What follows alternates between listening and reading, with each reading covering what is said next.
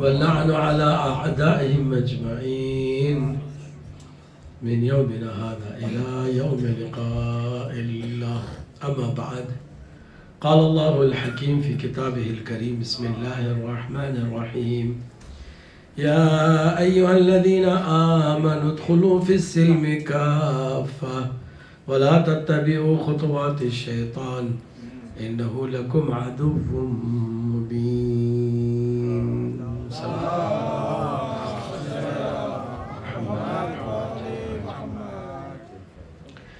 حضرت گرامی، عشر اولیٰ کو آپ نے بہت ہی ذوق و شوق کے ساتھ اور بھرپور توجہ کے ساتھ سماعت فرمایا، اور ہمارا عنوان عقائد کا بیان تھا، اور کوشش کی تھی کہ ہم نے جو عقائد کی بنیادی ارکان ہیں اس پر روشنی ڈالی، اور اگرچہ حق اس کا ادا نہیں ہوا، حق ادا ہوتا بھی نہیں ہے، نہ توحید کا ہوا، نہ عدل کا، نہ نبوت کا، نہ امامت کا، اور امامت کے بعد قیامت کا تو ہم نے تذکرہ بھی نہیں کیا، اور قیامت کے موضوع کے لیے کم سے کم پورا ایک اشرہ درکار ہے۔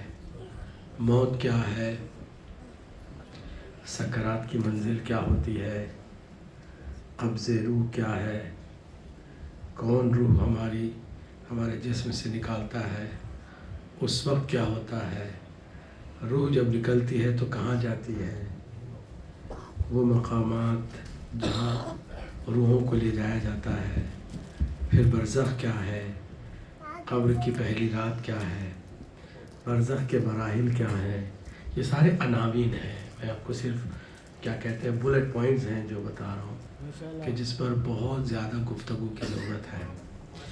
پھر یہ کہ برزخ کے بعد اللہ سبحانہ تعالیٰ پھر سے مردوں کو زندہ کرے گا، اور سارے اپنی قبروں سے نکل کر آئیں گے، اور اسی جسم کے ساتھ وہ میدان حشر میں محشور ہوں گے۔ تو کس طرح ہوں گے، کیسے کوئی جسم جو بکھرا ہوا ہے یا سڑ گڑ گیا ہے واپس اصلی حالت پر آتا ہے۔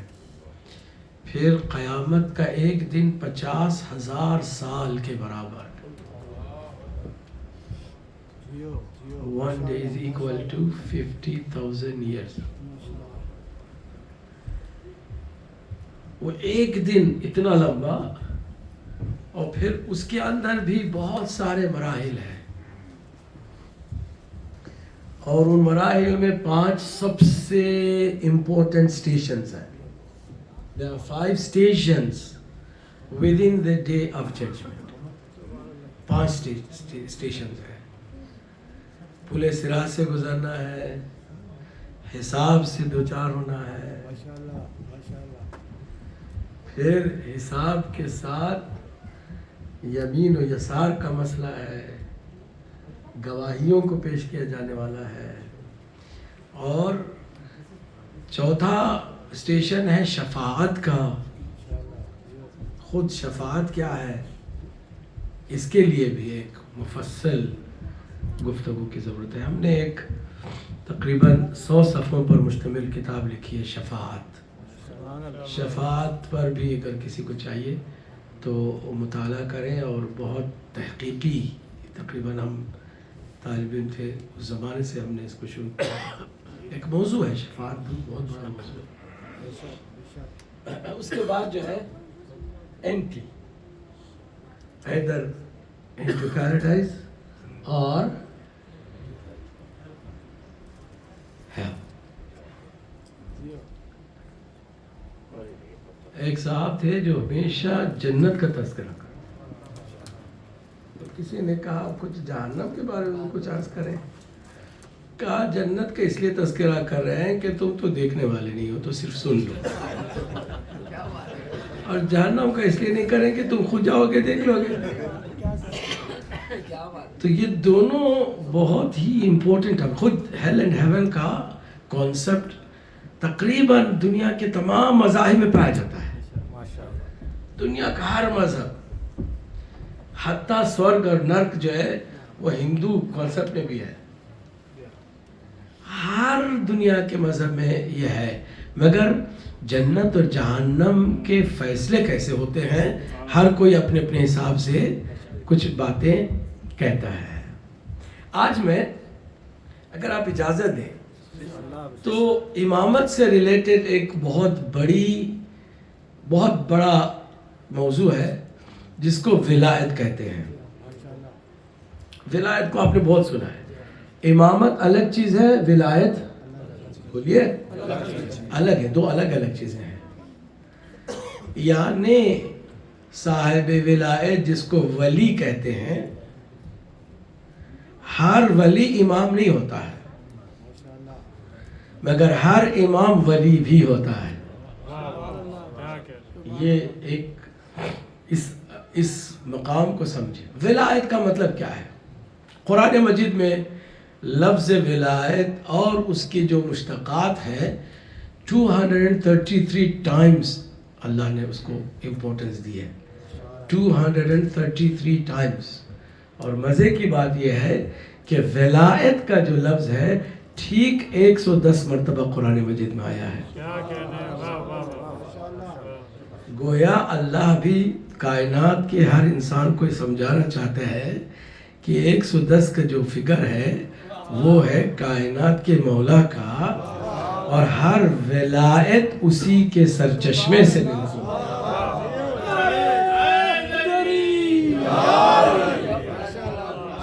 اچھا، ولایت کیا ہے؟ ہمارے بھائیوں نے ولایت چونکہ قرآن میں 233 مرتبہ قرآن مجید میں اس کا ذکر آیا، اس کو تو اگنور تو نہیں کر سکتے۔ انہوں نے کہا بھائی ولایت کا مطلب ہے دوستی، نصرت، مدد۔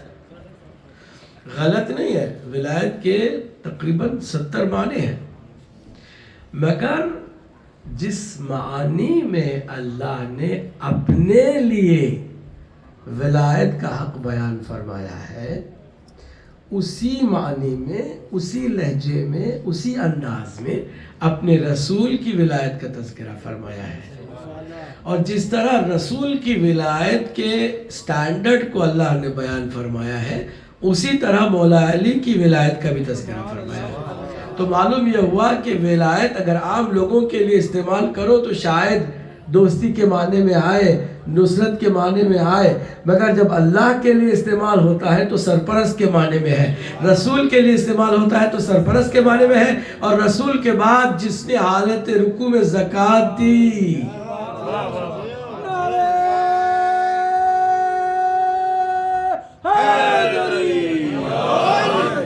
لہذا معنی میں ڈنڈی مارنے کی ضرورت نہیں ہے۔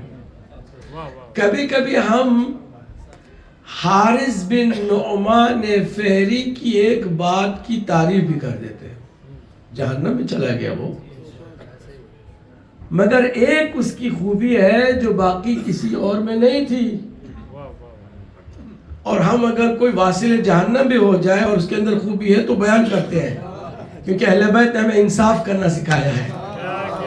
بھائی اگر کسی کافر جہنمی کے پاس بھی کوئی خوبی ہو تو اس کو بھی ہائی لائٹ کرو، nothing wrong with that because we are just people, fair people. حتیٰ دشمن کے ساتھ بھی فیئر ہے، رائٹ؟ چل رہے ہیں؟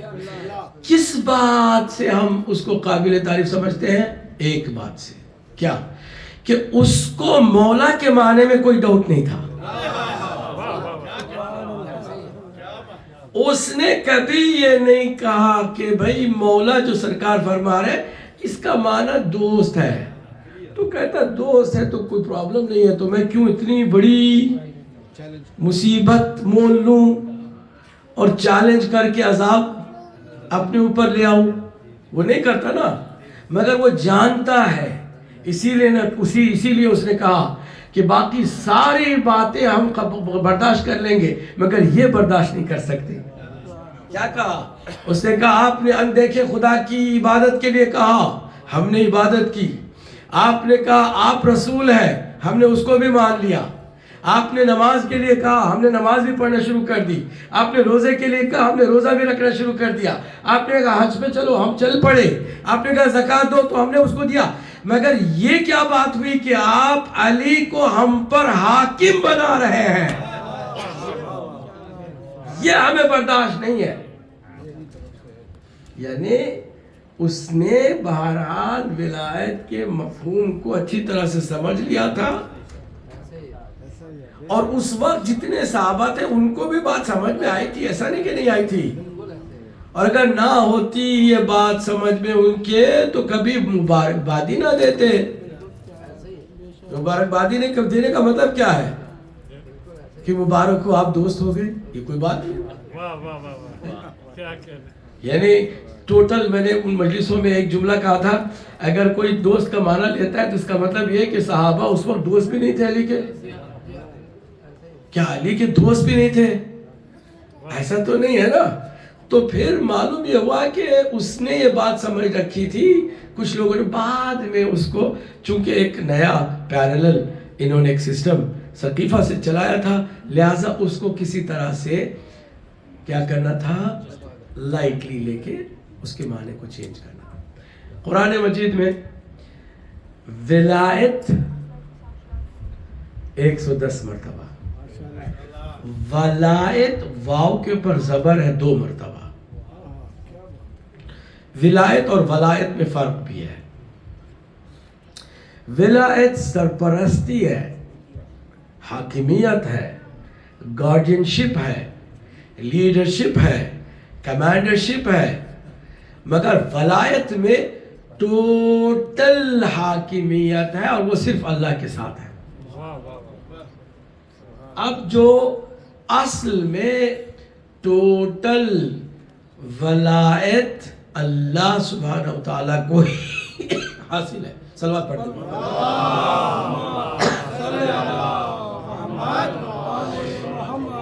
اب اللہ جس کو چاہے ولایت سے نوازے، جس کو چاہے نہ نوازے. اب آئیے تھوڑی سی ہمارے اپنے شیعوں میں بھی انفارچونیٹلی ولایت کو لے کر کے بحث شروع ہو گئی. کچھ لوگ سو کالڈ انٹلیکچوئلز، انہوں نے ولایت کے معاملے میں اہل بیت علیہ السلام کے ساتھ ولایت کو جوڑ کے کہا ولایت تو ہے مگر وہ تشریعی ہے، تکوینی نہیں ہے. پھر میں آپ کو پریشان نہیں کروں، بہت لفظ تھوڑے بھاری لگ رہے ہیں آپ کو، لیکن آسان کر دیں گے ہم. ایک ہے ولایت تکوینی، اور ایک ہے ولایت تشریعی. کیا مطلب ہے اس کا؟ غور سے سنیے. ولایت تشریعی کا مطلب ہے شرعی مسائل میں اللہ نے ان کو اتھارٹی دی ہے. شرعی مسائل میں they are the authorized people. They got authority from Allah subhanahu wa ta'ala. وہ سارے شیعہ قائل ہیں، یعنی اب یہاں مقصر بھی نہیں ہے کوئی، اور جو نارمل شیعہ ہے وہ بھی قائل ہے، جو مقصر ہے وہ بھی کہتا ہے کہ اس حد تک تو ٹھیک ہے. مگر جو عام طور سے مولا علی نے جو لفظ استعمال کیا نا مقصر کا، تو وہ حدیثوں میں بھی ہے کہ کچھ شیعہ ہی ہیں، وہ ادنا درجے کے شیعہ ہیں. ہم ان کو کافر یا کیا کہتے ہیں دین سے خارج یا گمراہ نہیں کہہ سکتے، شیعہ ہی ہے مگر ادنا درجے کے شیعہ، مطلب انیشیل بیسک شیعیزم ان کے اندر ہے. وہ کہتے ہیں کہ ولایت ہے اہل بیت کو حاصل مگر وہ تشریعی ہے. کیا ہے؟ آج ذرا کم لوگ ہیں تو بھی باتیں، میری بھی طبیعت ٹھیک نہیں ہے، آرام سے کرتے ہیں، ہم بھی زور نہ لگائیں، لیکن آپ توجہ البتہ بھرپور رکھیں جیسے ہمیشہ رکھتے ہیں.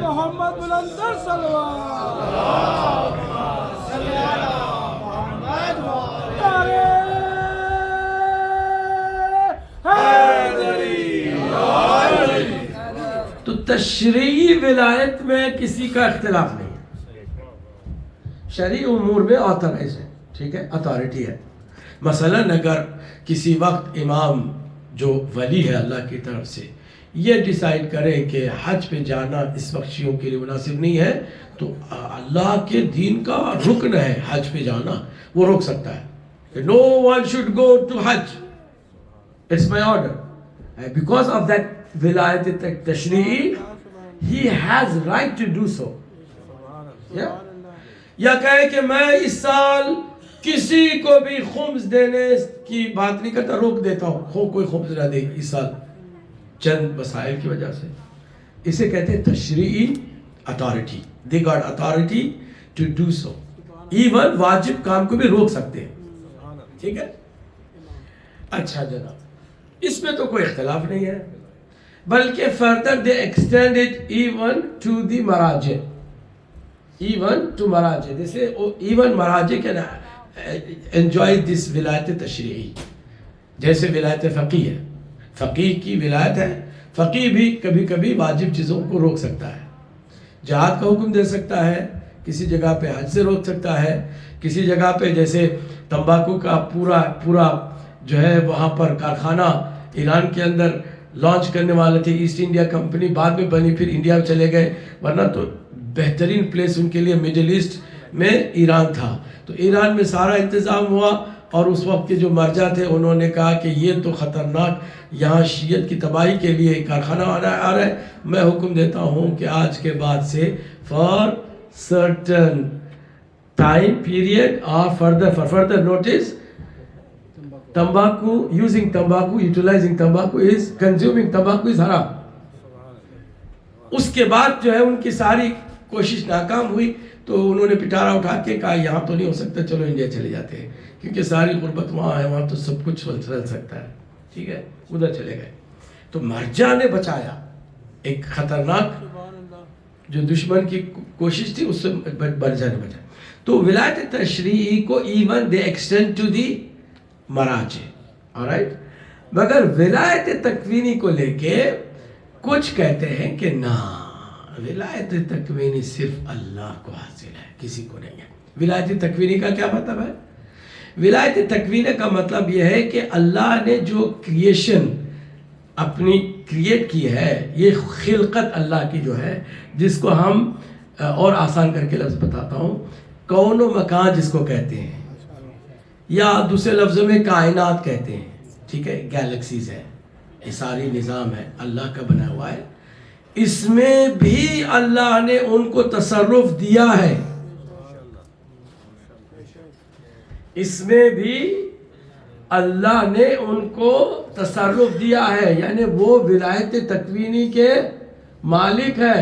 یعنی کسی کو مارنا چاہے مار سکتے ہیں, کسی کو زندگی دینا چاہے دے سکتے ہیں, کسی کو مریض کرنا چاہے مریض کر سکتے ہیں, کسی کو شفا دینا چاہے شفا دے سکتے ہیں, کسی پرندے کو انسان بنا سکتے ہیں, کسی انسان کو پرندہ بنا سکتے ہیں.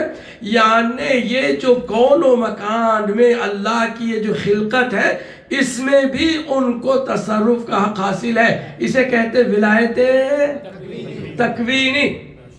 مگر کچھ ہمارے اپنے ہی انہوں نے تھوڑا بہت وہابیت سے متاثر ہو کر کے اس بات کو پسند نہیں کیا. کہتے نہیں یہ it's all about Allah, not others. تو کیا اس میں کنٹرڈکشن ہے؟ نہیں. اب ولایت تکوینی کے اندر بھی دو قسمیں ہیں. میں ذرا سا آسان لفظوں کو پیش کر رہا ہوں, اگرچہ آپ کو لگ رہا ہوگا کہ it's something very dry, but it's not dry if you just pay attention a bit. ولایت تکوینی کی دو قسمیں ہیں. ولایت تکوینی ذاتی ہے, ولایت تکوینی عرضی ہے. کیا مطلب؟ جو ذاتاً حقیقتاً تصرف کا جو حق ہے وہ مالک کو حاصل ہے, خالق کو حاصل ہے. اللہ کے سوا کوئی بھی وہ تصرف نہیں کر سکتا. وہ خالق ہے, مالک ہے, وہ رازق ہے, وہ تمام چیزوں کا خالق بھی ہے, مالک بھی ہے, رب بھی ہے, اور وہ چلاتا بھی ہے, مٹاتا بھی ہے, بناتا بھی ہے, بگاڑتا بھی ہے. اس کی ٹوٹل اتھارٹی ہے. اسے کہتے ہیں ولایت تکوینی ذاتی. مگر خود اللہ نے کسی کو اسی تکوین کی منزل پر ولایت عطا کی ہے, تو آپ روکنے والے کون ہو سکتے ہیں؟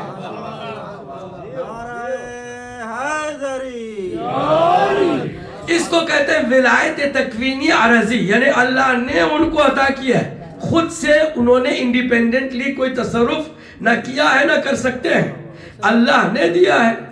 ٹھیک ہے، مثال میں دیتا ہوں. مثال اللہ کے لیے ہرگز صحیح نہیں ہوتی، بلا تشبیہ، صرف ذہنوں کو قریب کرنے کے لیے، مفہوم واضح ہونے کے لیے ہم تشبیہ جو ہے نا وہ بغیر تشبیہ کو اللہ کے ساتھ جوڑے صرف سمجھنے کے لیے عرض کریں.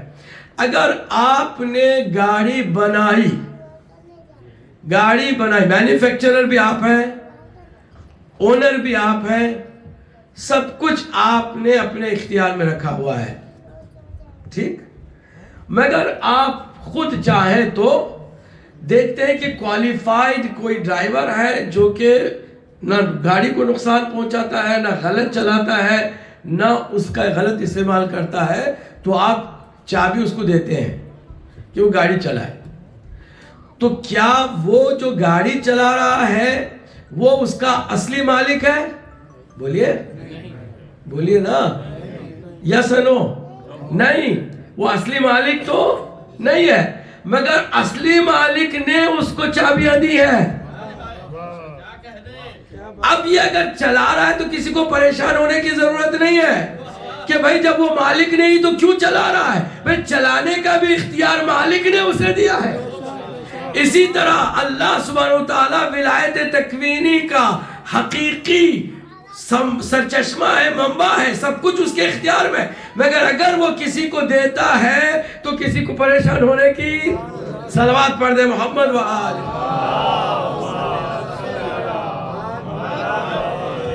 یہاں پر جنہوں نے ولایت تکوینی کا انکار کیا وہ یہ کہتے ہیں کہ اگر آپ کی اس بات کو لے کے ہم مان کر چلیں تو اس کا مطلب یہ ہے کہ آپ ایک اور فرقہ جو مفوضہ کہلاتا ہے اس کے تم طرفدار ہو گئے. مفوضہ کیا ہے؟ ایک فرقہ ہے، انفارچونیٹلی ہمارے یہاں بھی آہستہ آہستہ یہ فرقہ بغیر نام کے، بغیر برانڈ کے، بغیر لیبل کے، بغیر کیا کہتے ہیں ٹائٹل کے، وہ آہستہ آہستہ پیدا ہوتا جا رہا ہے کہ اللہ نے کائنات تو بنائی، بنا کر کے ان کے حوالے کر دیا. اب یہ مالک ہے، یہ اپنے حساب سے چلائیں گے، رزق یہ دیں گے، زندگی یہ دیں گے، موت یہ دیں گے. اب اللہ سبحانہ تعالیٰ نے سپرد کر دیا ہے تو اب اللہ کو چھوڑو، ان کو پکڑو. ان کو کہتے ہیں مفوضہ. چنانچہ ہمارے یہاں بھی انفارچونیٹلی کچھ غالی ایسے ہیں کہ جو کہتے ہیں کہ 14 خدا ہیں، وہ بھی سب کچھ ان کو اللہ نے دے دیا ہے، اب اللہ کے پاس کچھ نہیں، بجنی سے سب کچھ آپ کو لینا ہے. یہ سراسر گمراہی ہے. ٹھیک ہے، اللہ نے سپرد ایسے نہیں کیا کہ خود کا اختیار ختم کر دے. توجہ ہے کہ نہیں؟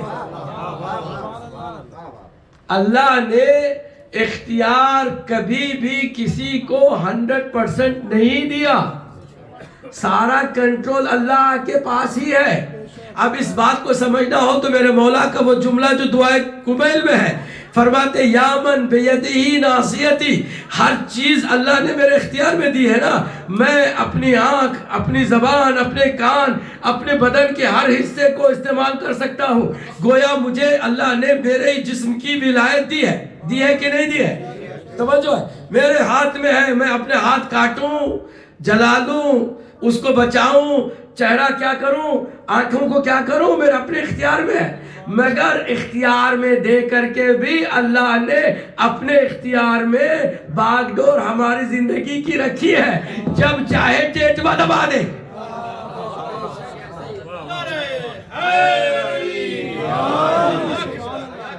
مطلب یہ ہوا کہ اللہ سبحانہ وتعالیٰ نے کہیں پر بھی کسی کو سپرد نہیں کیا 100% کہ وہ پھر بے اختیار ہو جائے. یہ کوئی پیسے نہیں ہے کہ میں جیب سے نکال کے آپ کو دوں تو میری جیب خالی ہو جائے، بلکہ یہ ولایت ہے. جیسے چراغ سے ہزاروں چراغ جلتے ہیں مگر جس چراغ سے چراغ جلے اس کی روشنی میں ذرہ برابر کمی نہیں آتی. جیسے چراغ سے ہزاروں چراغ جلائے تو پہلے وہ چراغ کے جس سے چراغ جلے ہیں اس کی روشنی میں کہیں کوئی کمی، تو اللہ کی نہ قدرت میں کوئی کمی آتی ہے نہ اختیار میں کوئی کمی آتی ہے. ہاں جس کو وہ چاہتا ہے ولایت تکوینی کو عطا کرتا ہے، جس کو چاہتا ہے نہیں دیتا ہے. صلوات پڑھ دے محمد.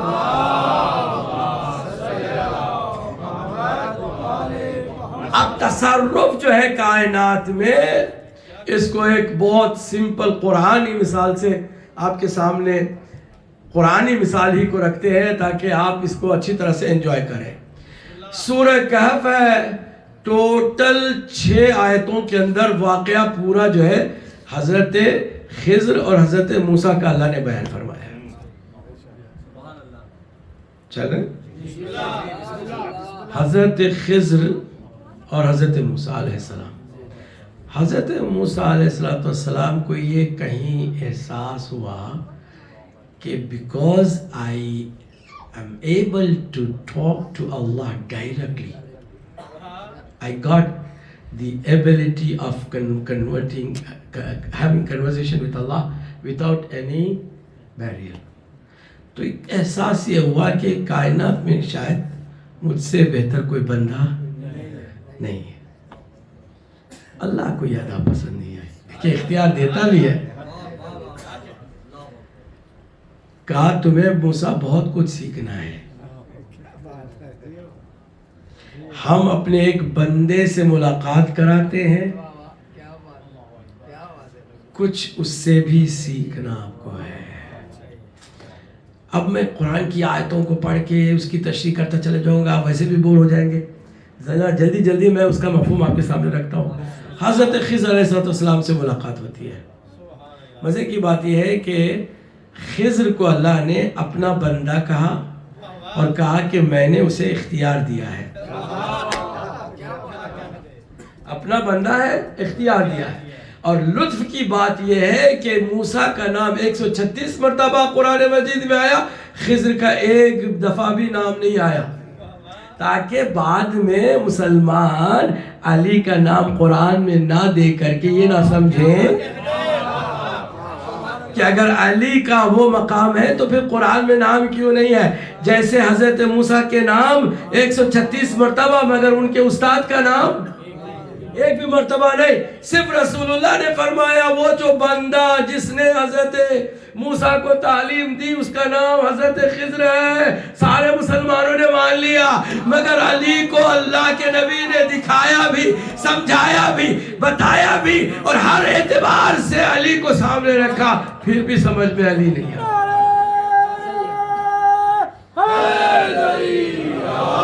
محمد وآل محمد بلندر صلوات. اب ذرا پوری توجہ سے سنیے گا، پوری توجہ سے سنیے گا. پہلے مرحلے میں سلام کیا، سلام کا جواب اللہ نے آپ کی خدمت میں مجھے بھیجا ہے، میں آپ کے ساتھ کچھ لمحات گزار سکتا ہوں. Can I learn something from you? He said, why not?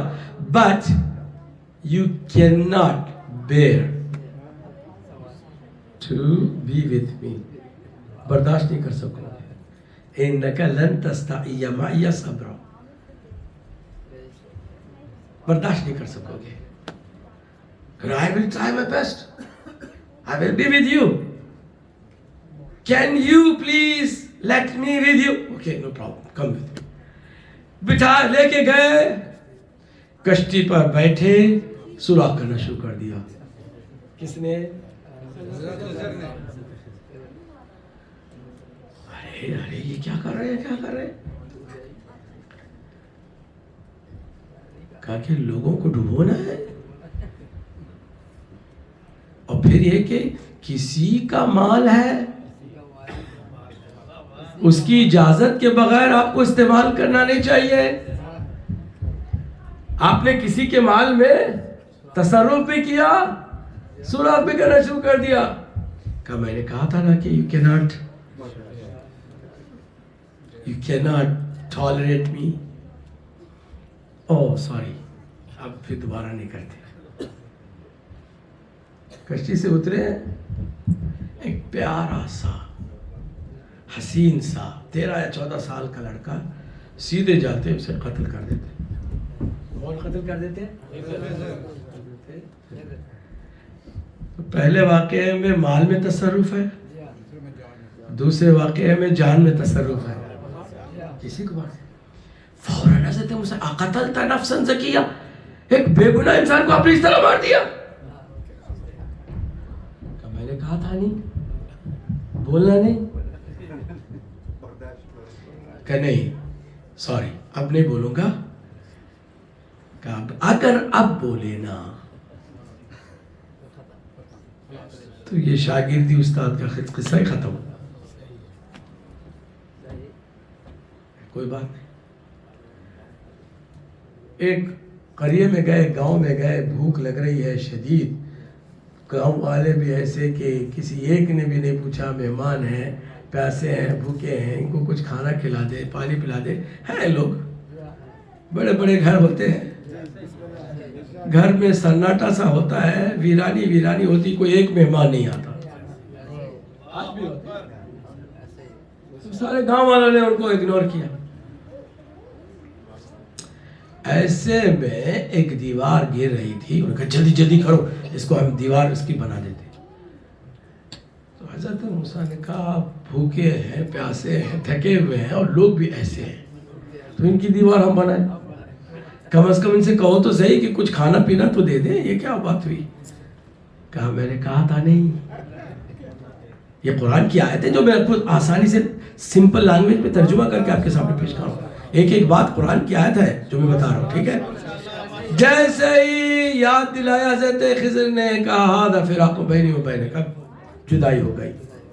You cannot go further with me, okay? You cannot come with me. This is the separation time. کہ ٹھیک ہے، جاتے جاتے بتاؤ تو صحیح یہ کیا کیا کارنامہ. کہا سنو، جب کشتی پہ بیٹھے تھے تو اس طرف جو حاکم تھا اس نے ارادہ کیا کہ جو کشتی آئے گی اس پہ میں قبضہ کر لوں گا، قبضہ کر لوں گا. تو یہ کشتی تھی ایک بیچارے اچھے انسان کی. میں نے کہا اس کشتی کو بچانے کا ایک ہی طریقہ ہے کہ وہ جو بالکل سالڈ اچھی ہے نا وہی کشتیاں قبضہ کرے گا. اگر ڈیمیج ہے تو اس پہ قبضہ، تو میں ڈیمیج کر دوں تاکہ اس کی کشتی. ولی کون ہوتا ہے؟ ولی وہ ہوتا ہے جو دلوں کے راز اور ارادوں کو بھی پڑھ لے.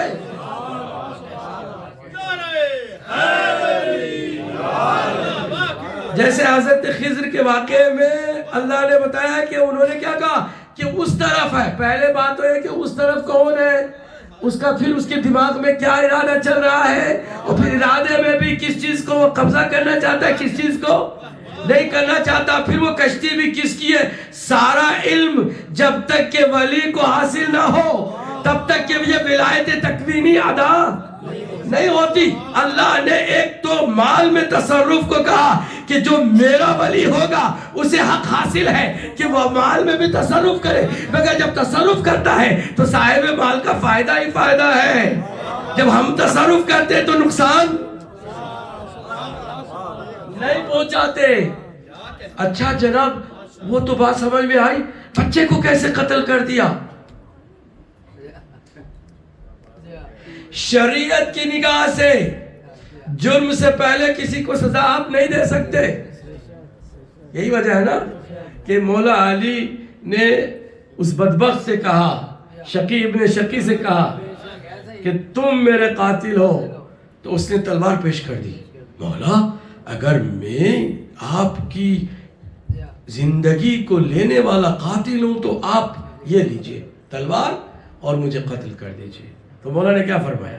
دو باتیں، دونوں لاجک ہے، لاجک دونوں باتیں. ایک بات یہ فرمائی کہ تقدیر میں یہ نہیں ہے کہ میں تمہارا قاتل ہوں. اگر میں تم کو قتل کر دوں گا تو میں تمہارا قاتل ہوا نا، بلکہ تم میرے قاتل ہو. ایک یہ، دوسرا یہ کہ تم نے ابھی کوئی جرم کیا نہیں کہ میں تم کو سزا دے دوں. یہی ہے نا.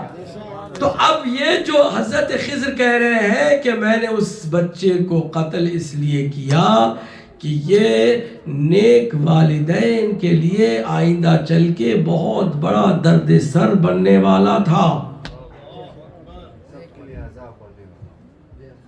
میں نے اللہ کے حکم سے اس کو قتل کیا تاکہ والدین اس کے شر سے. پھر سوال یہی ہے نا کہ یہ تو کرنے والا تھا اس وقت، تو وہ اس نے نہیں کیا تھا نا، تو پھر کیسے انہوں نے قتل کر دیا؟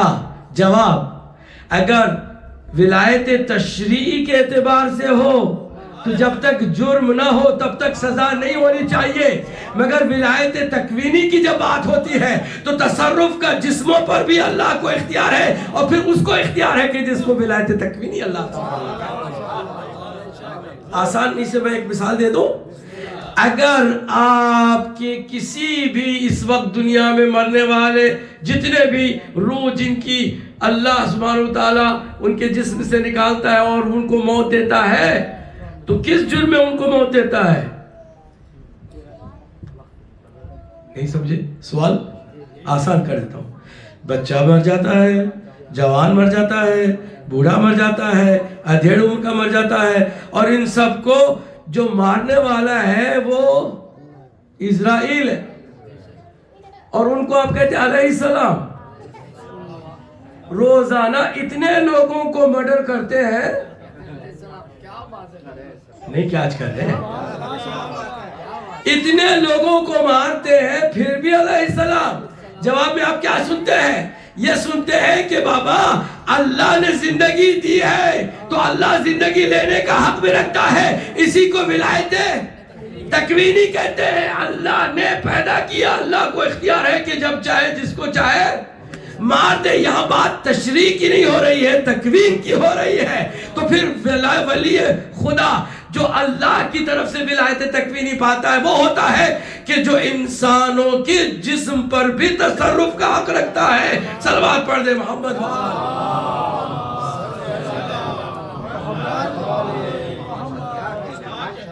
کہ اچھا یہ تو بات سمجھ میں آئی. آگے دیوار ٹھیک کر دی. کہاں؟ دیوار کے نیچے یتیم بچوں کا خزانہ ہے. کوئی بھی چور چکا آ کے خزانہ نہ لوٹ کے چلے جائے، میں نے اس کو سیکور کر دیا. تو ولی وہ ہوتا ہے کہ جو دور دور تک اپنوں کا خیال رکھتا ہے.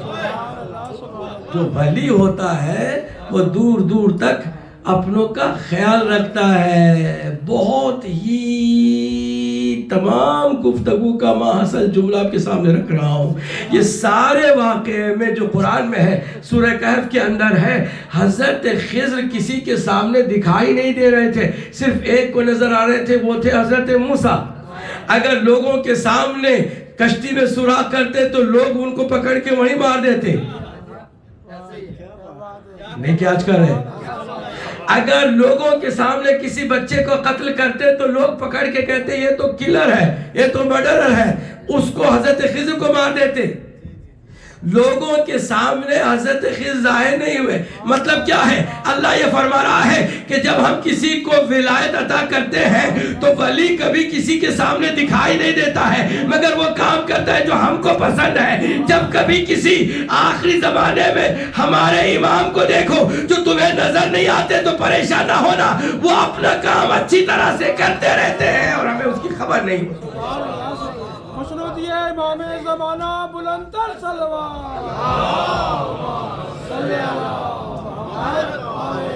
امام زمانہ کا بھی یہی طریقہ ہے.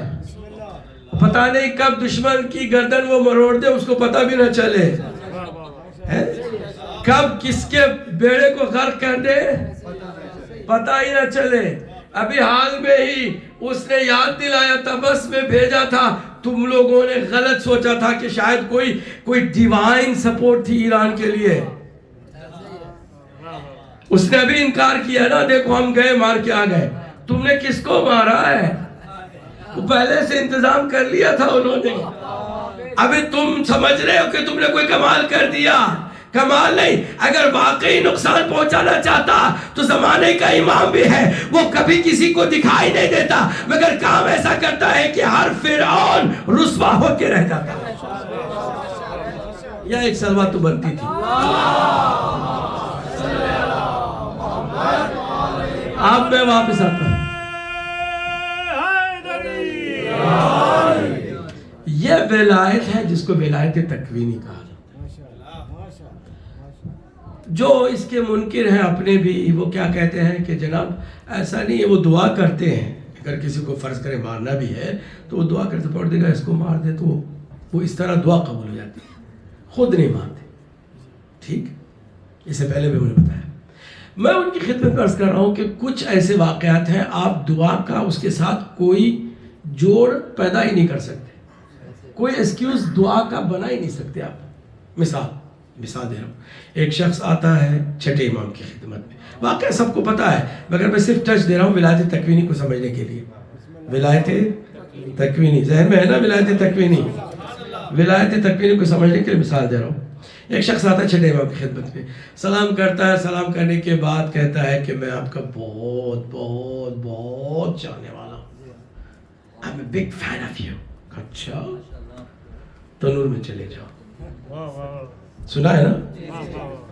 آپ سے میں پوچھتا ہوں, یہ دعا کر رہے ہیں یہ کسی انسان کو اچھے بھلے کو تنور میں بھیج رہے ہیں؟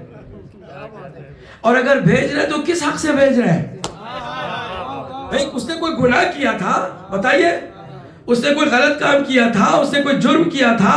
نہیں کیا تھا, بلکہ الٹا اس نے محبت کی بات کی تھی, محبت کو جتایا تھا, چاہے وہ جھوٹا ہی تھا, مگر اس کو تنور میں بھیجنے کی بات کر رہے ہیں. تو اس کا مطلب یہ ہوا کہ جسموں پر بھی ان کا تصرف ہے. نہیں چاہتے, جس کو بات سمجھ میں آئی ہو وہ صلوات پڑھ کے دکھا.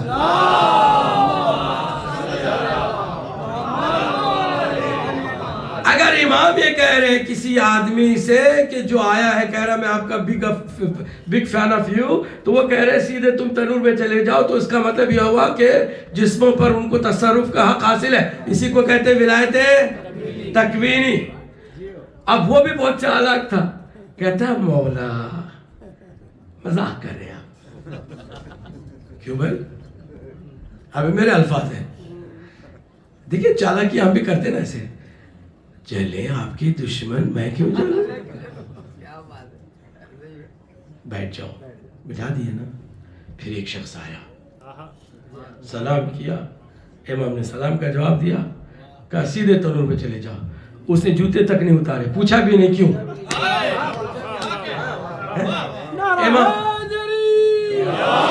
امام کی بات سن کے فوراً وہ چلا گیا. کہاں؟ تنور میں چلا گیا. تو امام نے بھی ٹھیک سے اس کا ڈھکنا بھی بند کر دیا. جانے والا آسانی سے چلا گیا, جو نہیں گیا تھا وہ پریشان ہے. کبھی تنور کی طرف دیکھ رہا, کبھی امام کی طرف دیکھ رہا, کبھی تنور. امام کہہ رہا, سناؤ کیا حال ہے تمہارے, ادھر آؤ مجھ سے بات کرو. وہ بات کیا کر رہے, وہ کیا سوچے؟ ابھی سوچ رہا ہوگا کہ اب تو کباب ہو گیا ہوگا, اب تو یہ ہو گیا ہوگا, اب تو یہ ہو گیا ہوگا, سرما ہو گیا ہوگا. اور اس کے بعد امام مسکرا کے اس کا ڈھکن ہٹاتے ہیں, پھولوں میں بیٹھے اللہ کا ذکر کر رہا ہے. یہ بتاؤ دعا کے ذریعے سے ہوا یہ ولایت تکوینی کے ذریعے سے ہوا؟ محمد آل محمد بلندر صلوات.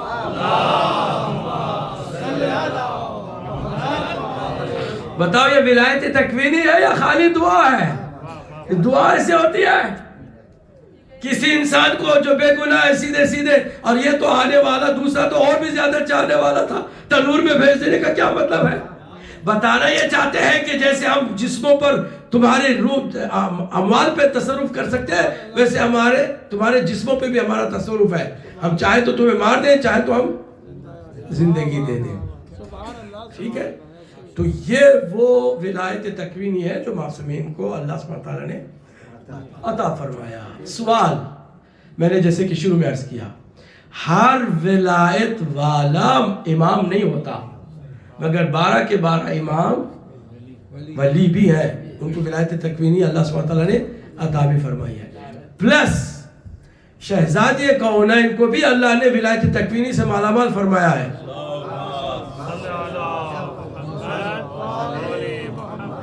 میں پڑھ رہا تھا کہ جب یزیدی لشکر کی طرف سے پانی کو بند کیا گیا تو امام نے مسکرایا کہا نادانوں کو پتہ نہیں ہے یہ پانی بند کریں، ہم چاہیں تو ان کے اوپر ہوا بند کر دیں، یہی ایک سیکنڈ میں سب فنار ہو جائے، مگر ہم ولایت کا ہر جگہ استعمال نہیں کرتے. تو یہ ولایت ہے. ولایت جناب زینب نے بھی ولایت تکوینی کا استعمال کیا.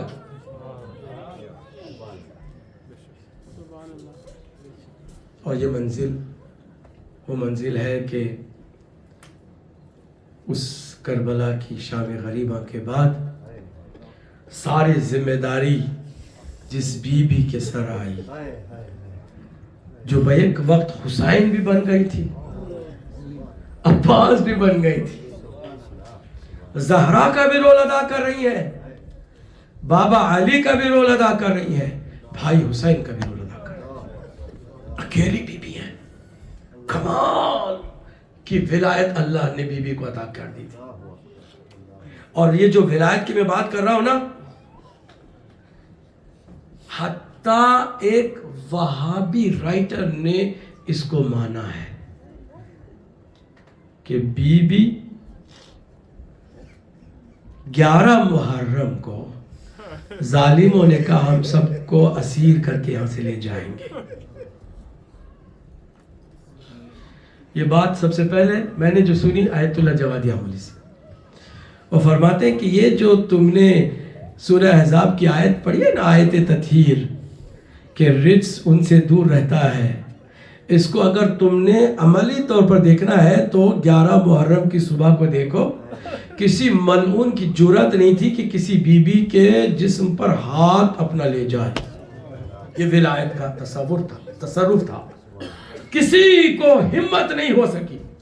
یہ نہیں کہ وہ نہیں چاہتے تھے، مگر وہ اللہ نے پہرا بٹھایا ہوا تھا. پھر اس کے بعد یہ قافلہ وہاں سے چلا ہے. بی بی نے خود سے اپنی بیویوں کو ظالموں کے کہنے پر رسیوں میں خود لے کے رسیوں کو بازوؤں میں رسیاں باندھی ہیں. بے کجاوا اونٹوں پر ایک ایک کو بی بی نے سوار کیا ہے. رابی کہتا ہے کہ ایک بچی تھی، بار بار ناقے سے گر جاتی تھی.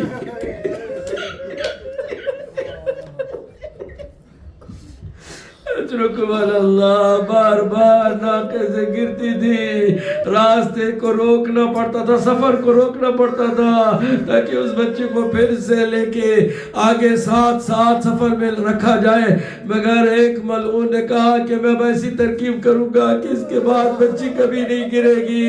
کیا اس ملعون نے کیا آپ سب کو معلوم ہے. خدا کسی کی بھی اولاد کے ساتھ اس طرح ظلم کا موقع نہ دے کہ جیسے رسول زادی کے ساتھ ہوا، حسین کی یتیمہ کے ساتھ ہوا. ننگی پشت ہے، ناقے پر اس بچی کو لٹا دیا گیا ہے اور رسیوں سے بی بی کو ایسے باندھا گیا ہے کہ بچی تو نہ گری، مگر جب اونٹ تیز چلتا تھا بی بی کا سینہ اس قدر چھلنی ہوتا تھا کہ بار بار وہ آواز دیتی، یا بتا ادرکنی، یا اما ادرکنی. اے بابا مدد کو آئیے، اے میرے چچا عباس مدد کو آئیے.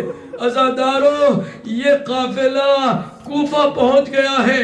کوفے میں تماشائیوں کا ایک اجتماع ہے. یہاں پر بی بی نے اپنے اس ولایت کا تصرف کیا. کیا کیا بی بی نے؟ بی بی نے کہا مجھے اپنی اس ولایت تکوینی کو استعمال کرنا ہے. ایک مرتبہ بی بی نے کہا اے دنیا کا ہر وہ انسان اور وہ ہر جانور کہ جو اس وقت میرے اطراف پہ ہے، خاموش ہو جاؤ. اس کو تو علی کی بیٹی بولنے جا رہی ہے. عالم یہ ہے کہ ایک وہابی رائٹر نے بھی لکھا کہ کسی کو جرت نہیں ہوئی کہ بی بی جب تک خطبہ دے اس میں کوئی بول سکے. گویا سانسوں کو بی بی نے ان کے حلقوں میں دبا کے رکھ دیا تھا. یہاں تک کہ روایت میں ہے کہ گھوڑوں نے بھی ہنہنانا چھوڑ دیا تھا. جب تک بی بی خطبہ دے رہی تھی کسی کو جرت نہیں تھی کہ وہ اس خطبے کو ٹوک سکے, روک سکے یا شور مچا سکے. بی بی نے تصرف کر لیا, پورے اس ماحول کو اپنے کنٹرول میں لے لیا. مگر عجیب بات یہ ہے کہ ایک نابینا صحابی ہے عبداللہ, وہ اپنے شاگرد اپنے غلام سے کہتے ہیں مجھے یہ بتاؤ کیا قیامت آ گئی ہے؟ کیا قیامت کا یہ منظر ہے جو میں اس وقت محسوس کر رہا ہوں؟ کہ تم ایسی بات کیوں کرتے ہو؟ کہا اس لیے کہ صرف قیامت کے دن ہی مولا علی خطبہ دینے والے ہیں, مولا علی بات کرنے والے ہیں. میں مولا علی کی آواز سن رہا ہوں. یہ قیامت کا دن ہی ہوگا. کہا نہیں, یہ مولا علی نہیں ہے بلکہ مولا علی کی بیٹی ہے جو کوفے میں کھڑی ہو کر کے بے کجا اونٹ پر خطبہ دے رہی ہے. سنے گا زادارو, جب یہ بات نابینا نے سنی تو پلٹ کے شاگرد نے یا اس کے غلام نے پوچھا کہ کیا آپ کو عورت کی آواز میں مرد کی آواز میں بھی فرق محسوس نہیں ہو رہا؟ کہا نہیں, بالکل خدا کی قسم فرق محسوس نہیں ہو رہا ہے. یہ غیرت تھی مولا علی کی. کہا بیٹی خطبہ تم دو گی مگر لہجہ میرا ہوگا تاکہ کوئی تمہاری آواز میں خطبہ نہ سنے.